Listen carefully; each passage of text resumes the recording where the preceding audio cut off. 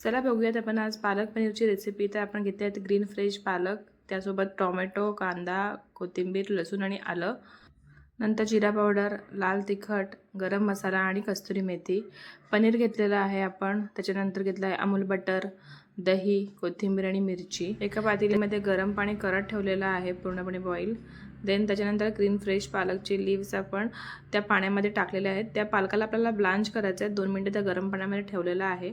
नंतर एका दुसऱ्या पातेलीमध्ये थंड पाणी घेतलं आहे आणि मग त्याच्यामध्ये मी ते पालक टाकते आहे। ते जे बॉईल झालेले पालक आहेत त्याला पूर्ण थंड पाण्यात टाकून ते पूर्ण थंड केलेले आहेत आणि मग त्याच्यानंतर आपल्याला त्याची पेस्ट बनवायची आहे। नंतर मिक्सरच्या भांड्यामध्ये कापलेला कांदा, टोमॅटो, त्याच्यानंतर कोथिंबीर, लसूण आणि आलं असं सगळ्याचं आपल्याला पेस्ट बनवायची आहे। ते प्रॉपरली व्यवस्थित पेस्ट बनवून घ्यायची आहे। त्याच्यानंतर पेस्ट बनवून झालं की एका वाडग्यात त्याला काढून ठेवायचं आहे किंवा त्यानंतर पुन्हा एकदा मिक्सरच्या भांड्यामध्ये मिरची, ब्लांच केलेला पालक आणि त्याच्यामध्ये टाकायची आहे थोडीशी कोथिंबीर आणि हे सगळं मिक्सरमधून वाटून घ्यायचं आहे। नंतर एका बाउलमध्ये काढून ठेवायचं आहे। त्याच्यानंतर आपण सोक केलेले काजू पाण्यासकट त्यालासुद्धा मिक्सरच्या भांड्यातून एकदा वाटून काढून त्याची पेस्ट बनवून घ्यायची आहे। त्याच्यानंतर सगळ्या ह्या तिन्ही पेस्ट आपल्या रेडी झालेल्या आहेत। तर आता आपण एका पॅनमध्ये घालतो आहे तेल आणि तेलसुद्धा तुम्हाला 2-3 पळ्या टाकायचं आहे।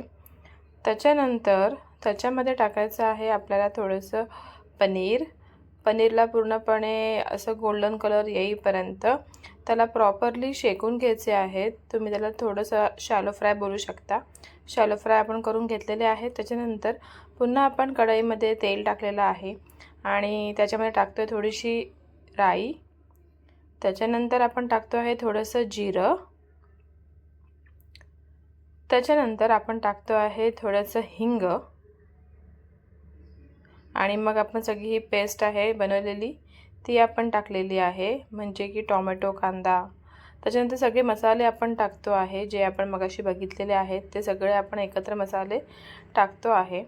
त्याच्यानंतर त्याला प्रॉपरली मिक्स करून घ्यायचं आहे, प्रॉपर त्याला व्यवस्थित खरपूस भाजून घ्यायचं आहे आणि मग भाजून झाल्यानंतर तुम्हाला असा कलर दिसेल बघा, अशी छान अशी आपलं टेक्स्चर असं आलेलं आहे।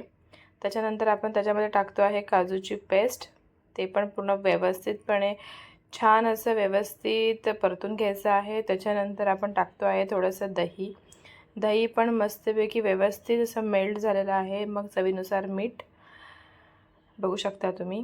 त्याच्यानंतर त्याच्यामध्ये टाकलेली आहे थोडीशी कोथिंबीर आणि देन आपण आता टाकणार आहोत पालकची पेस्ट जी आपण बनवून घेतलेली आहे, पालक पनीर।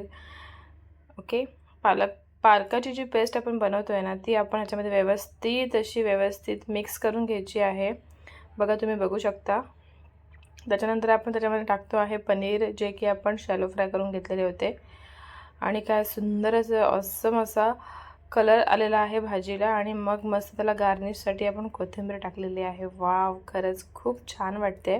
बघू शकता ही रेसिपी तुमच्या घरी नक्की ट्राय करून बघा, खरंच खूप सुंदर अशी घरगुती अशी तुम्हाला ही टेस्ट लागेल।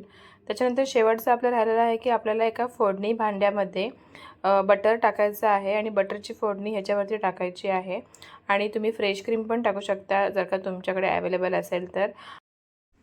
रेसिपी कशी वाटली हे तुम्ही आम्हाला नक्की कमेंटमध्ये सांगा आणि आमच्या ब्लॉगर बाय स्वरा चॅनलला सबस्क्राईब करायला विसरू नका।